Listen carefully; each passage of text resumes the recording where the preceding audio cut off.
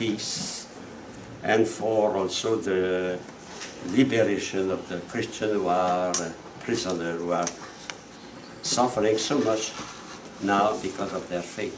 Hail Mary, full of grace, the Lord is with thee. Blessed art thou among women, and blessed is the fruit of thy womb, Jesus. Holy Mary, Mother of God, pray for us sinners, now and in the hour of our death. Amen. Mary, seat of wisdom, pray for us. In the name of the Father, and of the Son, and of the Holy Spirit. Amen. So today we begin a new chapter, chapter 6.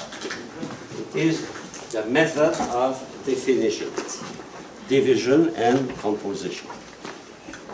First, why do we study method of definition? We are searching for the best way to obtain, to build a definition. What are the tools we already possess? That is the first tool we study to define. The word, no? The word and the concept. The word expressing the concept. That is the first tool, because the definition is made with the word. And secondly, what tool did we find? When we attribute a predicate to a subject, what do we attribute? What is that? Predicament or category.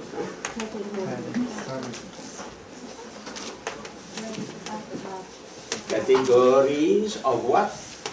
Of being. Of being. That is the second tool. Because in the definition we say something about something. We say something. John is a Christian. Christian is attributed to John. It's something. It's a mode of being. A mode of being. All definitions are made with mode of being. They must have a content. And that content is expressed through a word. Now, we study a third tool to define. It is the predicable. Predicable. And the predicables are the how. The link between the subject and the predicate. How this predicate is attributed to the subject.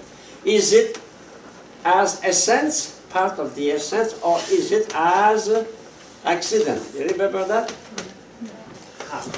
So we have another tool.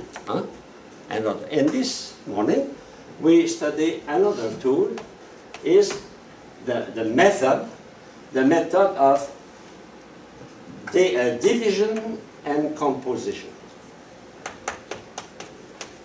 So we can define by define thing, or we can define by putting many things together. Two ways of living. That is the subject of this morning. So we want to arrive. Next chapter it will be the definition through causes. Through causes. And we have 5 tools to arrive to a definition. That is not for logic, it is for every science. Every science, you have that, those two. So next chapter is that. And with that, we can write a definition. Because the definition is the precision, to define, to precise the nature of a thing. The nature of it. That is the first step in any science. In chemistry, in physics, in biology, in medicine, in philosophy, in theology, we have to define the term. For example, you study the Holy Trinity, and you have to define what is the Holy Trinity. The Holy Trinity is not the mystery of redemption and incarnation. Definitions are everywhere there is science. There's no science without definition. And every science, the first step for a scientist, it is to know what is the thing. If we don't know what is the thing, we can do nothing. So we have to define. And that sometimes takes years, even centuries. Think about Archimedes, discovering the law of hydrostatic. Think about Newton. 16th century discovered the law of gravity. It's very recent in the history of the world. If men exist for 3 million years, 400 years is nothing. We can say that it is very recent. But we have to define what is gravity. We have to define what is buoyancy, hydrostatic. We have to define what is electricity, what is an electron, what is the... in 1971, maybe I told that to you, but if I repeat, I apologize. In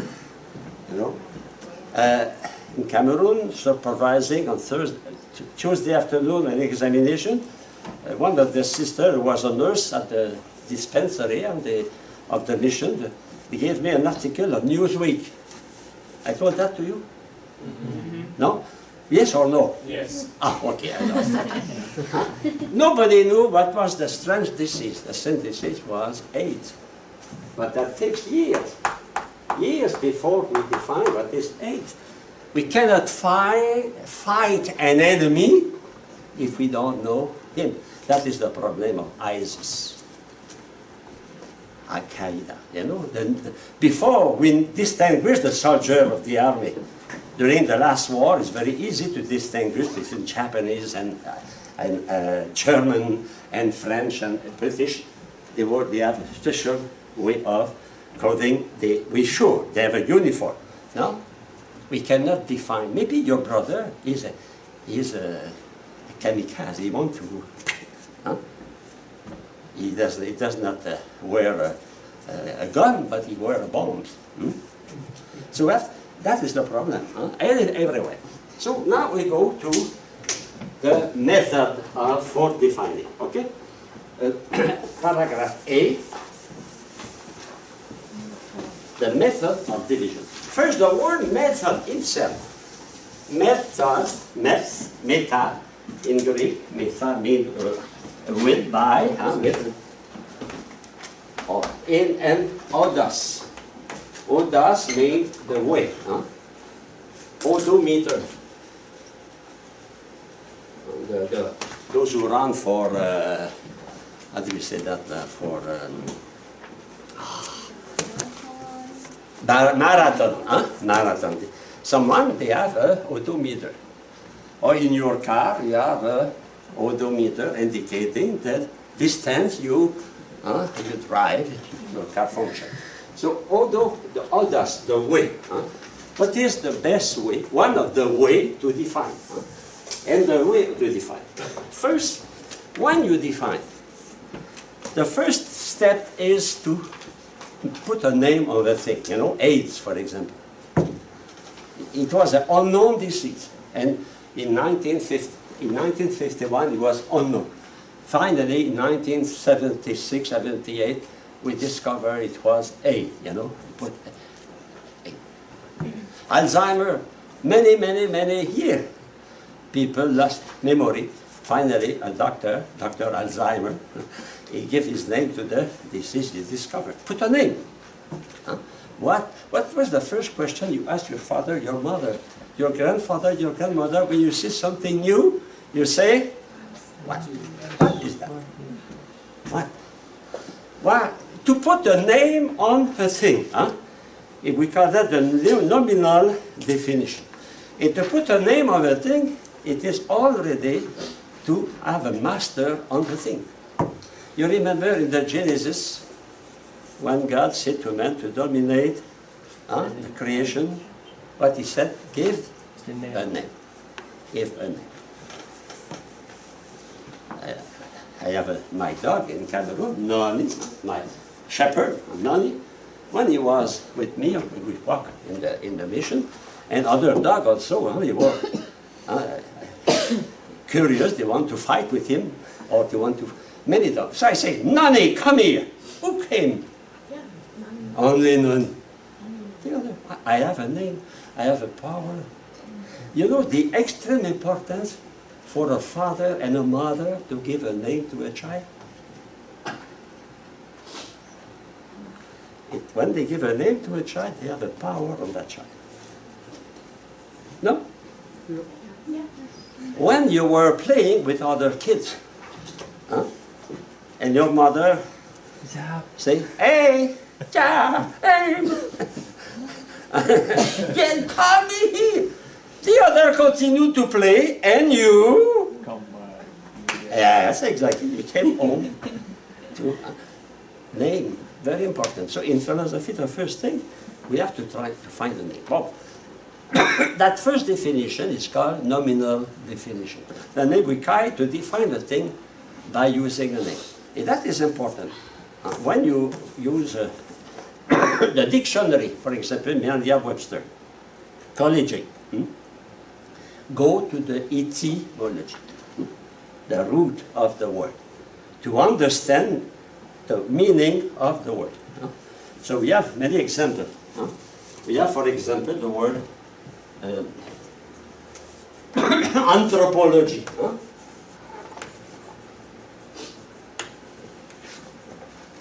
So anthropos means man, logos means science, knowledge, the word. So we know man, not the science of man. If you study geology, the study of geo. What is geo? The earth. The earth. Astronomy, know me, to give a name. So other words can be, not everyone, but most of the word can have an explanation for the word itself. Okay? You have monopoly. Monopoly. The game. American learn to become a good capitalist. No more poly. Mono means one, and poly, the city, to control the city. To control many in one end, etc. So many words can be understood. So that is a preliminary description. We single the thing, we single out, we designate the thing by a name. It is the first step. And now your mother say, take in the kitchen, take the teapot, and you don't take the toaster. You take the teapot. Because you know the name, that you can have a certain master above thing. For example, if the teacher, the first grade, say, take your pencil. You don't know the definition of pencil, but you know the name pencil, and you can put the name on an object. And suppose instead of taking the pencil, you take your lunch or your chocolate. That means you have no master of the thing. You don't know what is the thing. So the first step is to know and that is important, to have a rich vocabulary. Those study English, no? It's important to know. Even English people, they must have a rich vocabulary. And when we study logic, we're learning a new language. Of course, it is in English, but the words have not the same meaning. So it's important to put a right word on the right thing. First step. But I continue to read the text. But if the meaning of the thing, of the name is unknown, so what you have to do? First, three possibilities. You indicate a real thing. You say, that is a carrot. That is potato. That is banana. It is what we do in primary school. You have a lot of pictures, and they designate the thing, and the name is under, and we learn through images or through contacts with things. If you want to know what are wild animals, what is the best place to discover what are wild animals? To go to the zoo. Zoo. You have a giraffe. You have a hippopotamus. You have an elephant, a lion, a tiger. If you go to Hartford on the street, normally you don't find tigers. If ever that happens, be sure 911 will be called. But in the zoo, you will learn. That is important. You go to a museum, a science museum. That is very, very... when I was teaching primary school, I took my students to a museum, scientist museum, McGill University, to discover, to see by themselves. Is the very, very good thing. First meaning. Another way, it is to produce a picture. A picture. So here, I spoke about corazon, about soursop, about, or in Spanish, guanabaya. If you never heard about that, you see that. What is the form of that? What is the taste of that? So here you have a picture, you know. It is the form of a core, in Espanol is corazón. In French, core is the heart. The heart. So the form of heart. You look at the picture, of course. You don't have the smell, but you have a certain idea of what it is, you know. And the third, it is to give a verbal description. So the teacher explained to you what is a corazon. He gives you, so that is green, that the center here is very soft and sweet, the best, you know. You love it? Oh yes, it's the best fruit. So, you know, I communicate you a certain description of the thing. It is so efficient, you can go now to the Asian or African market or Caribbean market, and you can say, hey, that is a corazon, that is a soursop, that is a guanabana. That is a good fruit. Oh, I will buy it. I will verify if what Father Michel said is true. So, you know, teaching is there. When you want to teach children catechism, sacrament, you want to teach about the Holy Eucharist. If you have a chalice, you have a pattern, you have bread, what is the way to teach?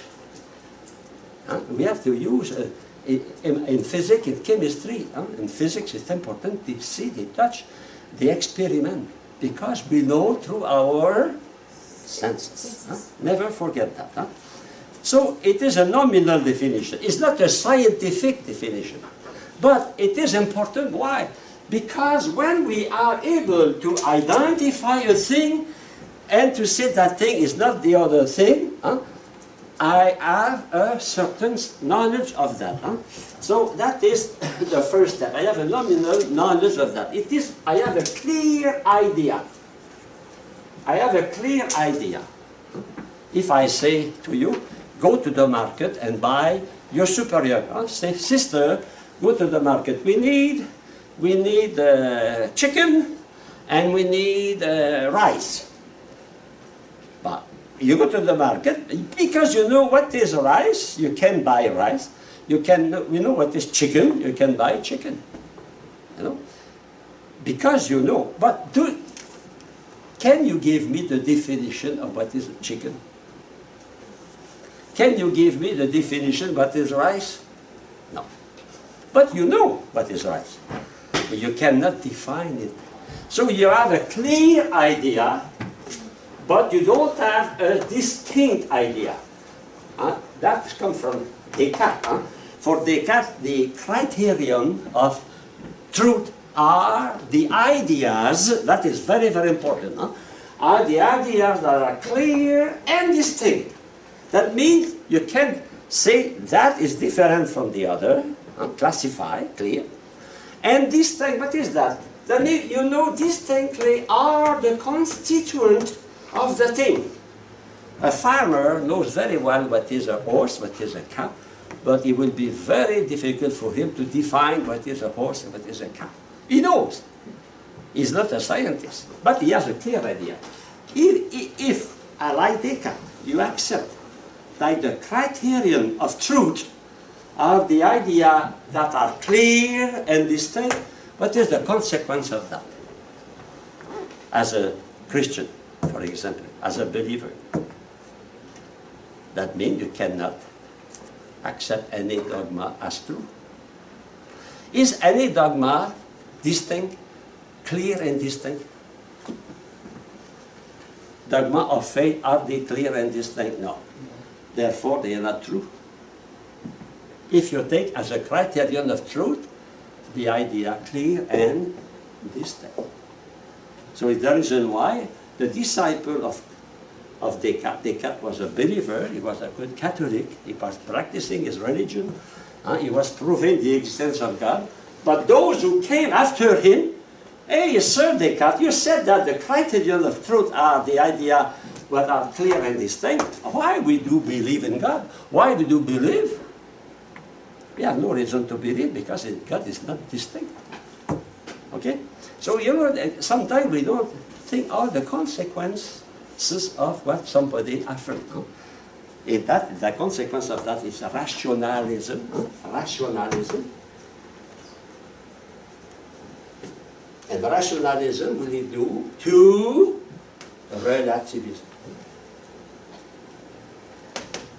Because everyone has a criterion, his own ideas, of course, everyone will be the measure of truth. And you have the measure of truth, and he is the measure of truth. So we have many truths. And if we want to live in peace, we must respect the truth of others that oppose to my truth. That's the situation of we live in democracy. Okay. So a nominal definition, philosophy, the love of wisdom, wisdom. Theology, the science of theos. And some current, they are called theosophy, to love God. Okay. Here we touch a very important thing. When you go to the root, and to go to the root, what you will discover in English, in French, in German, in Italian, in Spanish, and you will discover the majority of the abstract word come from Latin and Greek. Latin and Greek. So the abstract knowledge we use in philosophy, in theology, even in science, comes from the Greek and the Latin, especially the Greek. And that is consequence of that. A good advice I give you, when you have free time, why you don't study the Greek roots? You can have that in some dictionary. For example, hematology. Hematology. So hematos, you will see that means blood. So many words you use in biology, you use in medicine, you use in physics, are from the Greek and from Latin. So it is not a waste of time. It's not a waste of time to spend some hours to study that. And if you do that, you will see it is very easy to learn English, to learn French, Spanish, Italian, those Western languages. And to study also the science language, because science language, even in Chinese, they use technical words coming from Greek and Latin. Kilometer, kilomètre. In Vietnamese, kilomètre. Kilomètre. Kilomètre is French, but that is not French, it's Greek. Yes. Kilo, 1,000, meter, to measure. Our language is filled with Greek and Latin. So don't forget that. Okay, that is a parenthesis, but very important. Very important. Secondly, perception of the general class. One tries to find a general category for the given thing. So we start from what is general and we try to precise. So when we define, we always begin by a very large meaning of a word. We take a word which is with a very large meaning. We call that a genus. We saw that. Genus, you remember? What is a genus? Predicable. Predicable, which indicate that the predicate is united to the subject in an essential way, but general, very general. Animal, for example. Animal. Animal is very general. A thing, a tool, an instrument, okay, a device, a book, general. Okay? Now, so the genus, and how we can determine the genus we use a specific difference. For example, you have an animal, you have rational animal and non-rational animal. So we can distinguish. Huh? We have animals that are mammal. No, they are not mammal. We have animals that are carnivore, that are not carnivore. So we precise.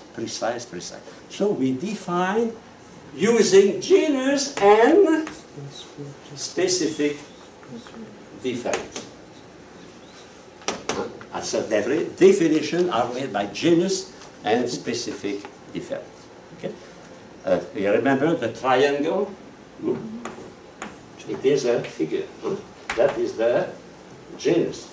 But the figure is with three sides and triangle. Huh? 3 sides and triangle. That is the specific difference. Because I can have a square or a rectangle or a trapeze or a lozenge or many other things. A circle or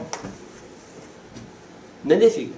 Every figure has a specific difference. Okay? So that is easy to define by specific difference and genus in philosophy, in theology, in abstract matter, in mathematics. But when you study chemistry, when you study physics, when you study geology, you study biology, you cannot use that. What you do? We saw that? We use? You don't remember? Last class. Hey, are you Alzheimer? What plays the same role as specific difference? Inseparable accident. Perfect. Inseparable accident. They play the same role as the specific difference, but they are not essential. They are accidental.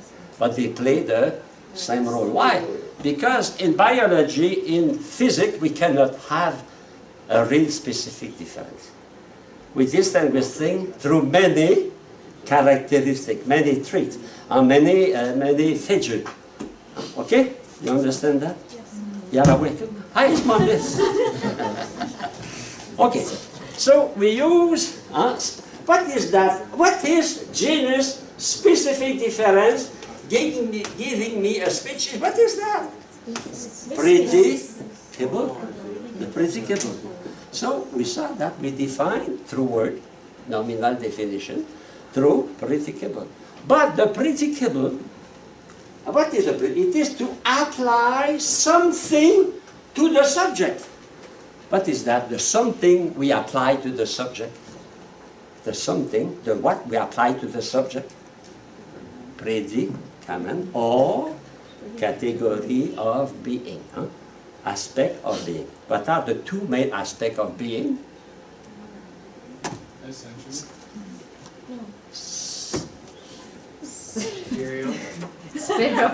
Substance and accident. Substance, to stand under. The accident, they are in the substance. Okay, so it is using the 10 categories. It is on your paper. But not every definition is satisfying. So some definitions are vague, they are incomplete. For example, a batch.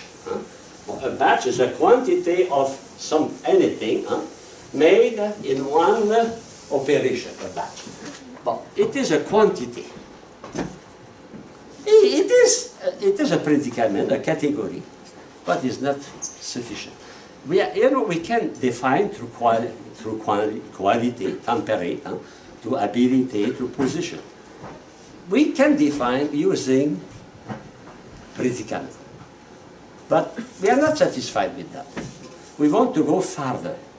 And now we try to find a way to obtain a better definition, and that is the definition we define. In fact, already we spoke about that. Already when we take the genus and we say genus animal, all genus animal is divided into those who are rational, those who are non-rational. That is a division, no? You divide. Why do you divide? You divide to divide. When your mother say, hey, John, Mary, it's time to put order in your room because it is a mess. Your note of philosophy are with your sock and your Nikkei, everything is put order. You have to divide. You divide, you classify. What is division? It is classification, sorting. You put together your socks, your shoes, your note of philosophy. You try to put order. What is to put clarity? True, you can distinguish one from the other. So that is division. We proceed to division. And now, if you are rational, we can continue and divide. So our definition are made through division from the genus into species. So let us come on that. From the genus, the summit, the more general is the genus. So in every definition, you have to find a genus, a genus. For example, a cat. What is a cat? A cat is an animal, for example. So if you say it is an animal, that is true. Man is an animal also. So we have to make a difference between what is a man and a cat. So you can say, oh, he is non-rational, rational. He is a man. The cat is a mammifer. The cat is carnivore. Carnivore. The cat is, and some animals are not. For example, a snake is not a mammal. Carnivore. The giraffe is not a carnivore. And you arrive to, among the carnivore, you have the feline, those who are not feline, like a squirrel is not a feline. And you continue, and finally you arrive to individual. My cat, your cat is cat. That is individual. The last level before individual, it is the species. But what makes the species? All the part of the division. All that make the species. That means to define what is a cat, we need that here. We need that. So in any definition, we start from the universal and we precise by division. Division implies exclusion. You cannot divide without excluding something, no? So you put apart. So non-mammal, non-carnivore, I don't remember what I call it, non-feline, etc. So you proceed by exclusion. So when you proceed by exclusion, you arrive to a better comprehension. So here you have a large extension, universal, absolutely universal, large extension.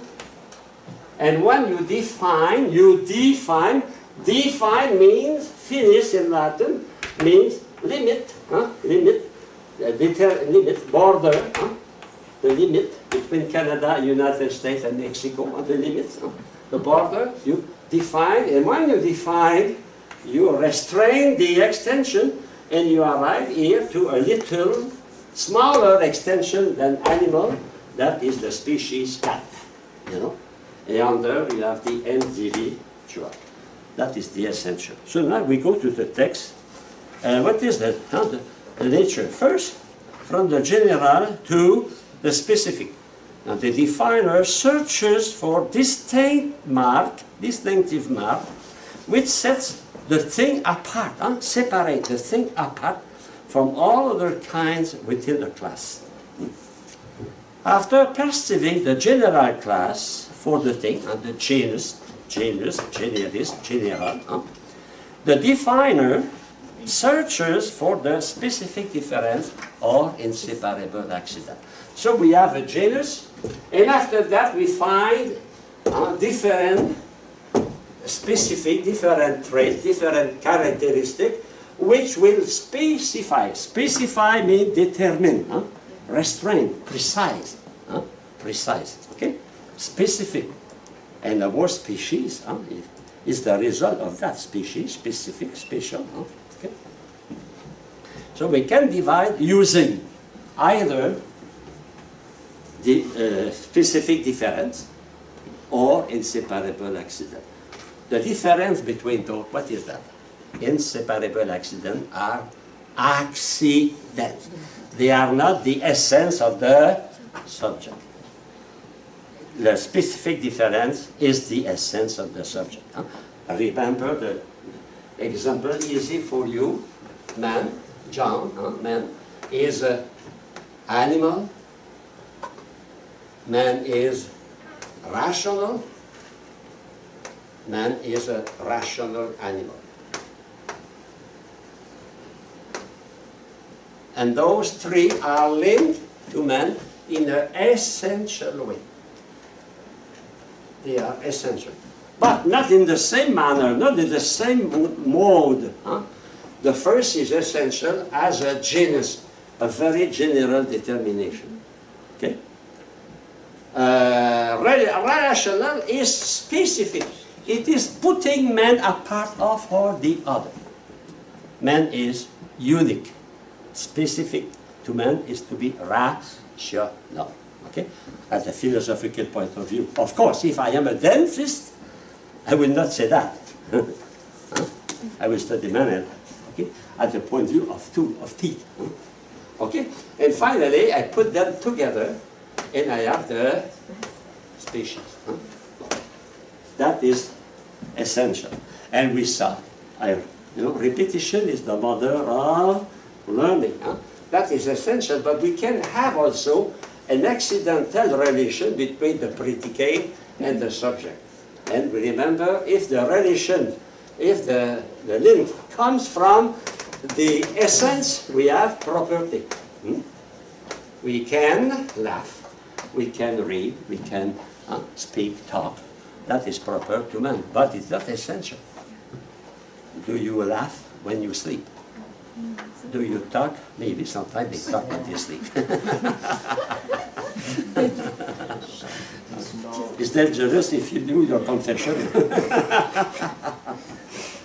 The other is you must keep the secret of confession.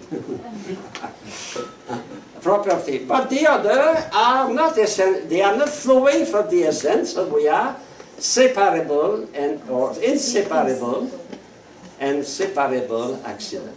Inseparable, we know they are all accidents united together and play the same role as the specific difference. And separable, they are not essential. The color, the dimension, the age, etc. Okay? I continue.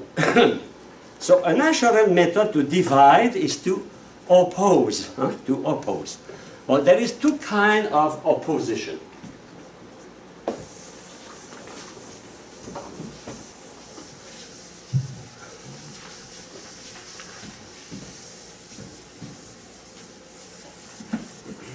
We can oppose by contrary, and we can oppose by contradiction,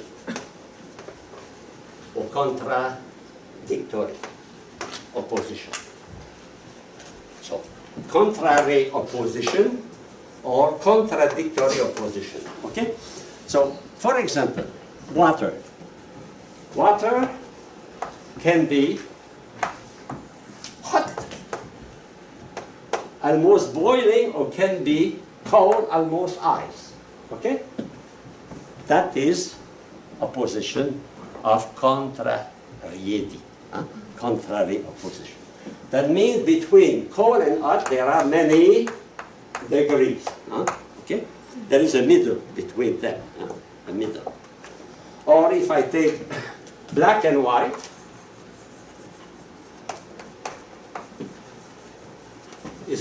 I can have multiple from the dark and less dark, gray, and white.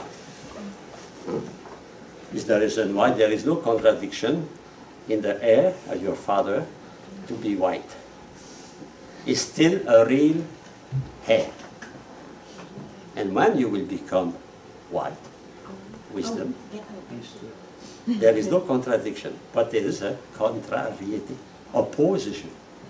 And you will be really sad because you see passing from the black to the white or to nothing. But here now, contradiction, it is total exclusion. Total exclusion. There is no middle, total exclusion. For example, rational and non-rational. Living or half dead. Is good? Half dead? You can be half dead. You are living or non-living. So you exclude the possibility of half death. Half death. Yes, half death. No, we are living or non-living. That is contrary. And that is the way, the best way to define is here. And when we want to define, we define by contradiction. And I go to the rule now for method. First, each member must have less extension, of course. If I put both together, I have more extension. It's something abnormal. The pack is always smaller than the whole. Okay. Secondly, all members taken together must equal. And the division must be complete. The division must be exhaustive, complete. Mortal, non-mortal. If I say, for example, Christian, I divide Christian. Okay? I say Christian are Catholic and Christian are Protestant. Is my division correct? Yes. Is good? Do you agree with that division? No. No, why? It's contrary. Yes, but can you prove that division is not valid? Because you're either not Catholic or you are Catholic. Yes, that is the perfect, but that division, criticize that division here. Christian are Catholic or Protestant? Well, there's more. Who is more? Orthodox. Orthodox, you know. So the Orthodox are also, so that is not good. Why? Because it's not exhaustive. The division is not complete. So the division must express the totality of the gens. Okay? So the best division is to say Catholic and non-Catholic. That's no problem. Okay? I continue. Because you have some exercise on that, don't forget. And your examination will be also on that. Criticize, and we give you some definition, and we ask you criticize those definitions. Say they are, if they are good, no problem. But if they are not valid, say why. Say why. There is a reason for that. Okay? I continue. Focus on the inseparable accident of the member. Of course, we can focus on the specific difference, but that is excessively rare. And we find that in mathematics, in theology, and in philosophy. All the rest, all science is based on genus and specific, genus and inseparable accident. Okay? 4, you utilize the most obvious difference first. For example, if I decline, what is my cat? I say it's an animal, it is a feline. Is it a good way to define? No, feline is very precise. You have to begin by the general dimension, mammal and non-mammal, carnivore, not carnivore, feline and not feline after. So we have to respect an order of division. So my division must always begin by the universal, most general, and less general, less general, less general. If you put feline at the beginning, immediately something is not. Logically, we begin by the most universal, and little by little we precise, we define. Define means put limit and limit and limit. Finally, you arrive exactly what is the thing. Okay? Every subsequent division must fall under a new heading. That means every division, there must be a heading here. A heading. And to have that division, there must be a reason for that. A kind of subordinate specific difference. We give more and more precision. And all those things are, in fact, in science, inseparable accidents. Okay? An example. For example, here, what is a ball? A ball is a container. Okay?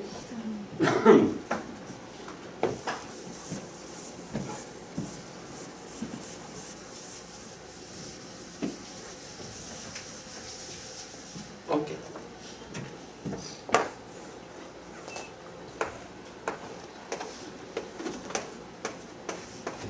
What is a ball? What is the genus? Ball. Bowl. Container. You know why I say that? I teach that for many, many years. Every year, I have students who put here the name to define. Here it's not the name to define, it is the genus. The name to define is outside of that, you know. And I hope that this year I will have no mistake.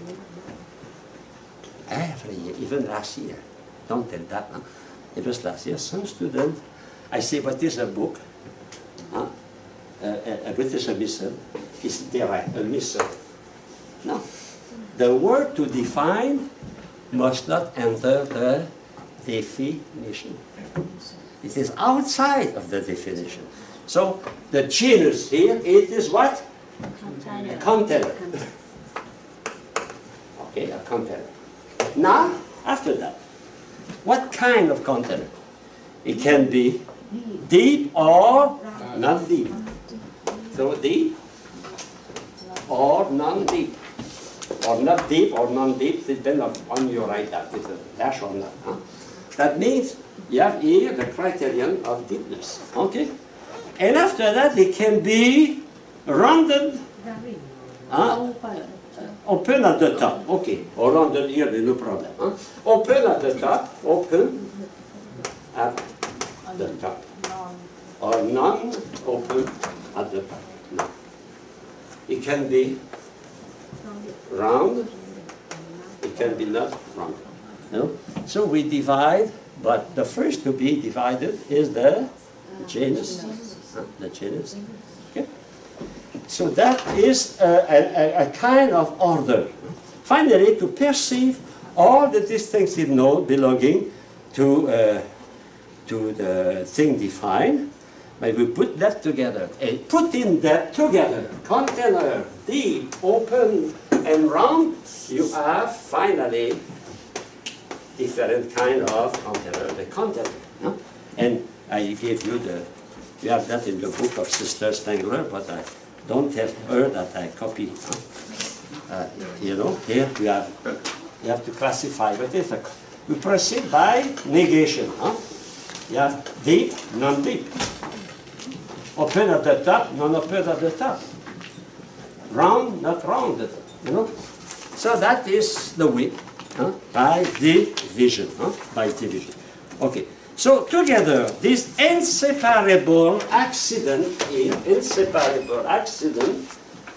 precising the genus, are adequate substitute for the specific difference, and they help us to define.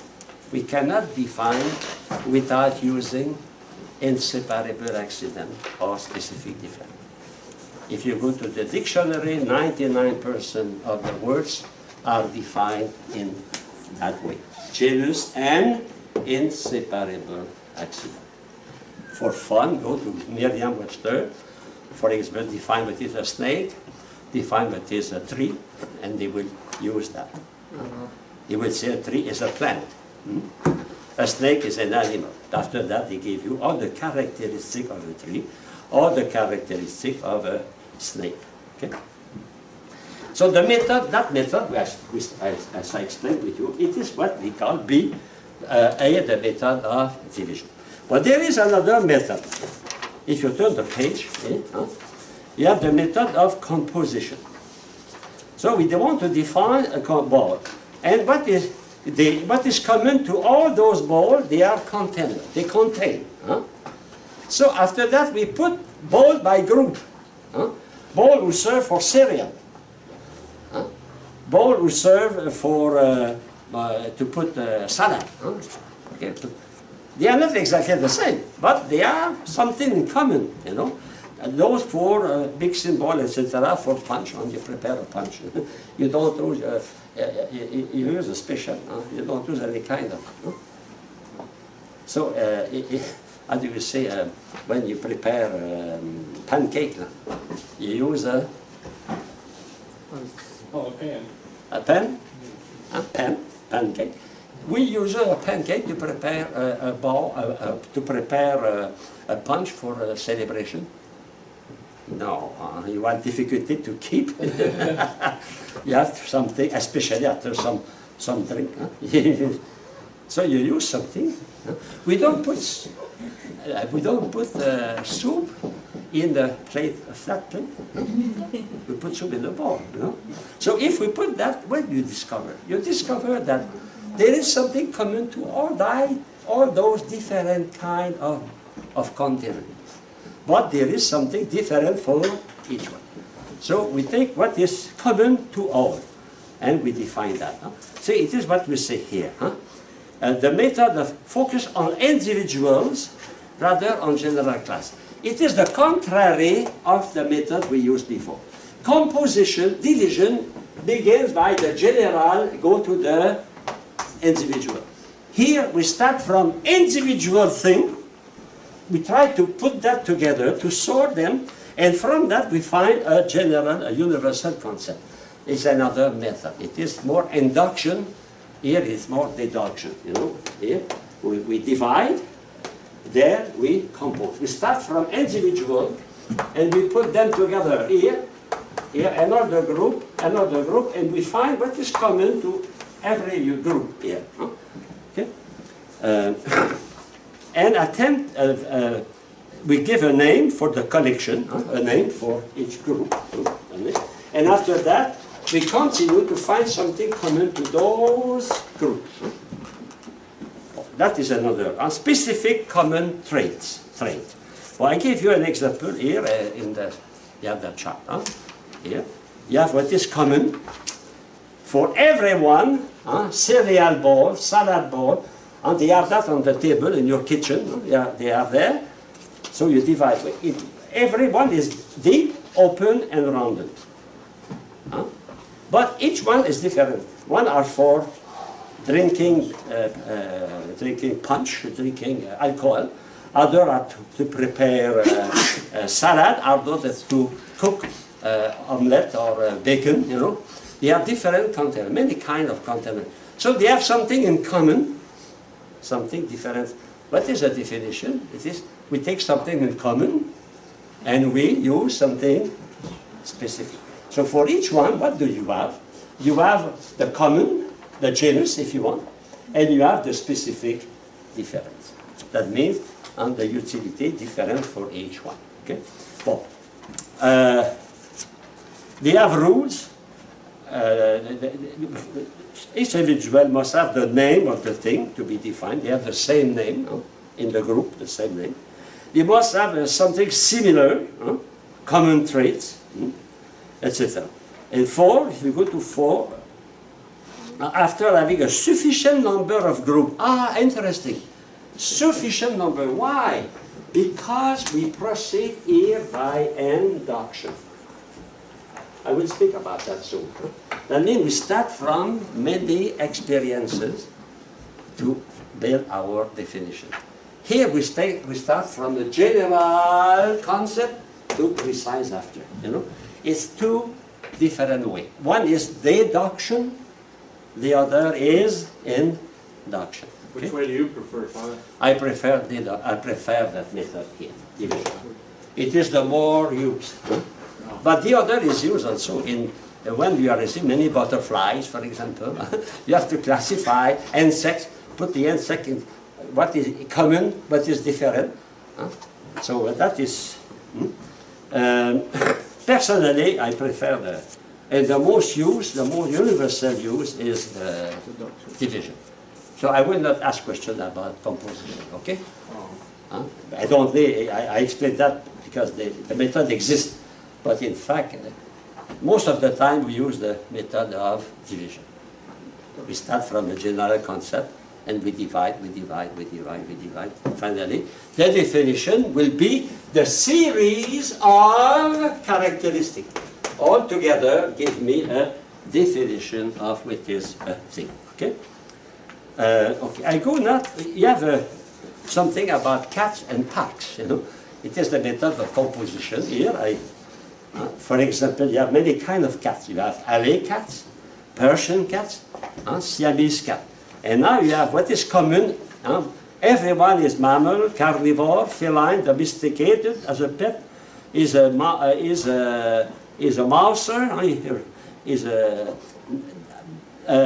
but after each one is different. Alley cat is not a Persian cat. So they have something characteristic which are different. All those characteristics enter the definition of what is an alley cat. But in the definition of what is an alley cat, you have something in common with a Persian cat. It is the same when you define hydrogen, oxygen, and chloride. And you have something in common, they have gas. But something different, here they have no odor, here they have odor. They have no color, here they have color, you know. So you have something common, something different. And so it is putting together those characteristics, we can define what is an alley cat, what is a Siamese cat, a Persian cat. It's the same for park. You have city park, national park, and safari park. Something is common to everyone, but something is different. So if you want to define what is a safari park, but in a safari park you will find wild animal, giraffe, elephant. But in Central Park, normally, you should not find giraffe and elephant. Suppose in the morning, Habakkuk, you remember Habakkuk?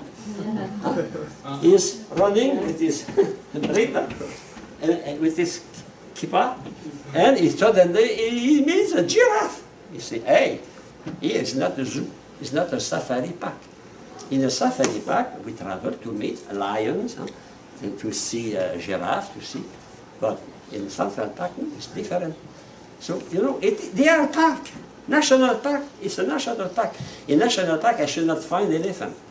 I should not find hippopotamus, except if I am in some country, like in Africa, like in Cameroon, for example, the Waza Park is a national park. But at the same time, a national park can become a safari park. But it's not exactly the same, because in the safari park, you have roads, but in a national park, you don't have necessarily a road. Okay?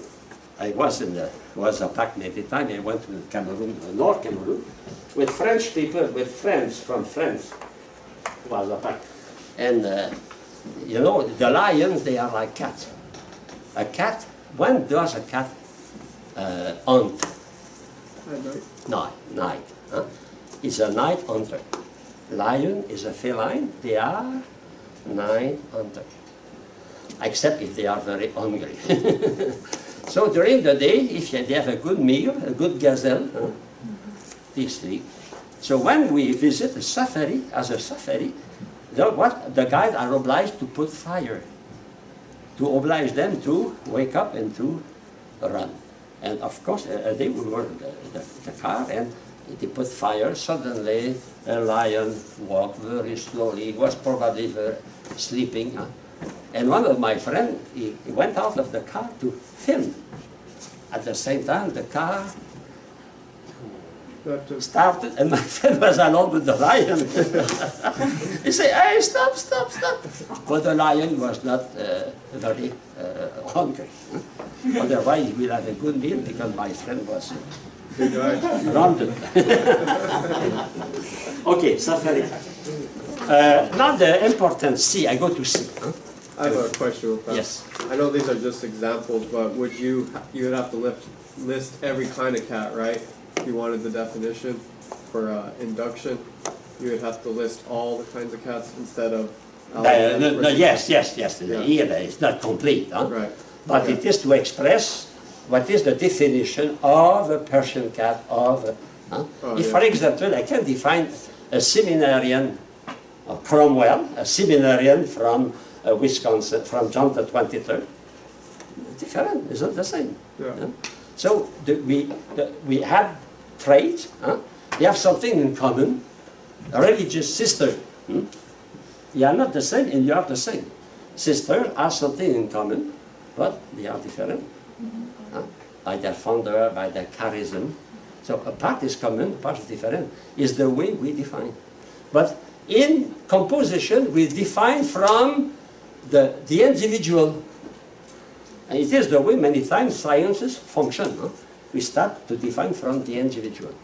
But when we know, after that, we can start from the universal to the individual. Okay? In fact, it is exactly the science proceeds. Science proceeds first by composition. And little by little, we arrive to a universal, and not after that we can have deduce the definition of what is a lion, what is a squirrel, what is a beaver, the Canadian beaver. Okay? Even if he loses his flat tail, he continues to be a beaver because a flat tail is an inseparable accident. It is an accident. Therefore, if he loses its tail, he continues to be a beaver.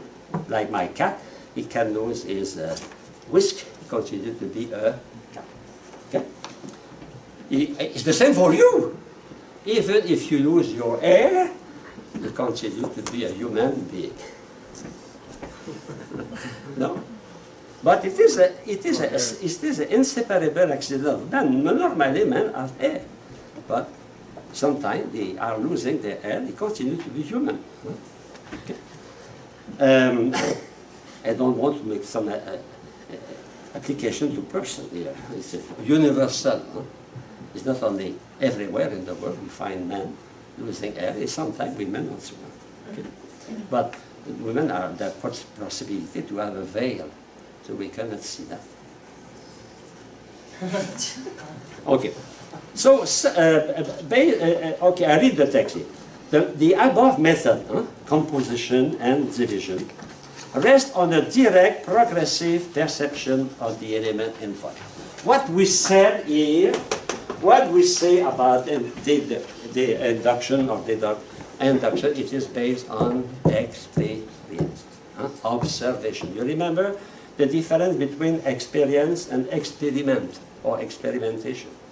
Experiment is an experience, but reflected on, controlled, measured. That experience becomes a real something, enriches me. Otherwise, I can make many experiences, and for me, it's nothing. Okay? So, based on some experience, sense experience, the definition, the definer does not reason that the ball is container. He accepts that because of experience. I don't reflect to say my cat is a rodent, no, excuse me, is a carnivore. I have to look to see, So all those affirmations we say in science are based on sense experience. Okay? But when I say man is a rational animal, did you ever saw the reason of yourself and the reason of others? No. No, we know that through his action, through his activity. But activities are not the essence, they are the accidents, category accident. But those category accidents must be in a substance. Okay?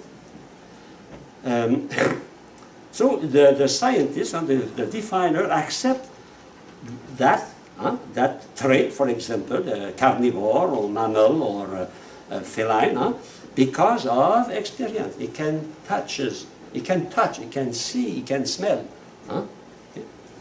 How you can say that someone, for example, they say the flesh of a deer has a different taste than the flesh of a cow. But you can say that because your brother said that, okay, but that is not science. You say that when you taste. Taste. Evidence. So when you have a contact, direct contact with things, we are in front with evidence. Evidence is the full clarity with which a thing falls on our senses in our mind. That is evident. Okay? It is evident I am here. You don't reason for that. Okay? So the element of a definition coming from sense experience are obvious because they are at the same time sensible because they are known by my senses, but at the same time they are also intellectual. They are in my mind because I have abstracted them. I have the insight. Not only I saw cats, many cats, but because I am intelligent, I can abstract from cats the universal idea of cat. So, my knowledge is valuable because it starts from sense experience, from the object. That is induction. Induction. Anchor in the sensible reality. But it is also in my mind because it is abstract, because of the abstractive power of my mind. We saw that. So we have a sense experience and we can abstract from that. My knowledge is based on the object I touch, I see. Or the word I listen to, the word carousel. Maybe you never saw a carousel, you never ate a carousel, but now you know the existence of a fruit called carousel. Because carousel is sensible. Every word you listen to is sensible, no? Okay? And not only is sensible, but you know the meaning. If you say to me a word in Vietnamese, I will be able to listen. I will receive the word. But I will not receive the meaning. Because I don't know Vietnamese. But if I say to you, apple, now you know. But maybe 10 years ago you did not know what was an apple. So not only you have the sense knowledge because you listen, you have also the concept contained in the sense knowledge. That is interesting to see that our concepts are carried by words. And when you study philosophy of man, we study the extreme importance of language. Language is so important because it is through language that we communicate our knowledge. So the element of a definition must be obvious. In a definition, we start from evidence. A definition is based on evidence. Okay? Because both sensible, we saw that. Now, in the definition, one move from the more obvious to the more obscure. That means we start from the known to the unknown. The known to the unknown. We precise. The base on which a definition rests is, first, the direct perception of the oneness, sense knowledge. Everything enters my mind through my senses from a sufficient number of examples. So not only from one experience, but from many experiences. Sometimes it's not possible. For example, the sun, the moon, we have only one sun in our system, only one moon. But, you know, we cannot many. Sometimes only one thing is sufficient to know. Okay? But my knowledge starts from my senses all the time. There is no reasoning. That intuition, in fact, induction is producing in you intuition. That means you know without reasoning. I know, for example, that the cassock of Brother Jap is khaki. I know that not through reasoning, I know that through perception, intuition, direct knowledge. without reasoning. Okay? So, and that is our knowledge and definition must be based on evidence, and evidence is based on experimentation, experience. So they have extreme importance to enrich your knowledge through, for example, pictures, through the reading books, to listen to, through our senses. Okay?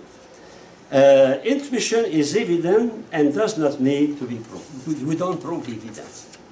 It is so clear. 2 plus 2 equals 4. Do you reason for that? It is evident. But how did you know that? Because your teacher in the first grade, they told you 2 fingers equal 2 tomatoes plus 2 tomatoes, 2 carrots, 2 plus 2 carrots, 2 candies, 2 candies. Finally, you say, hey, something common in that. And you deduce 2 plus 2. You abstract. In fact, when you do 2 plus 2, you have a domain of abstraction. But you start from sense experimentation, okay? And I have a few minutes not to go to page 43 for some definition. The first definition is, what is a cleaver? A cleaver is a heavy cutting tool with a broad blade. What is the genus here? Cool. Tool. Not cleaver. No. The word to define must not be there. Okay. What kind of tool? It can be cutlass or non-cutlass. It can cut or not cut. Okay. It can also be heavy or non-heavy. In fact, it can be with a broad blade or not with a broad blade. So you take all those 3 characteristics and you can define what is a cleaver.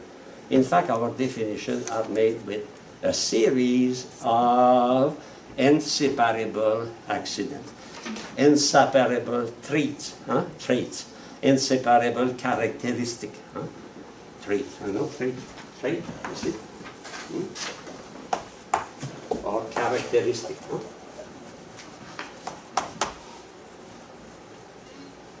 That characteristic play the role of a specific difference, a series of differences. And they are subordination. They are subordinate one to the other. You have a club, a heavy stick. What is the genus here? Stick. Is that club? No. Club is not in that definition. It is stick. Okay? What kind of stick? It can be heavy or not heavy. It can be thin at the end or not thin at the end. For example, a baseball bat is a club, but it's not thin, it's large. Okay? And finally, it is used as a weapon or not used as a weapon. Normally, a baseball bat is not used to kill, but sometimes they use that not to strike the ball, but to kill. Okay, so you can do that by yourself. You have some exercises. We start from the most universal and more we precise. That what we have, what we gain in comprehension, we are losing in extension. So comprehension is at the inverse order of extension. So you see, what is a book? What is a missile? It is a book that is very extensive. If you precise the nature of a missile, you arrive to something very precise, putting missile apart all the other. Okay, now it's time to make a discernment between the different food you have to choose. So if you choose something, you have to put apart another thing. No?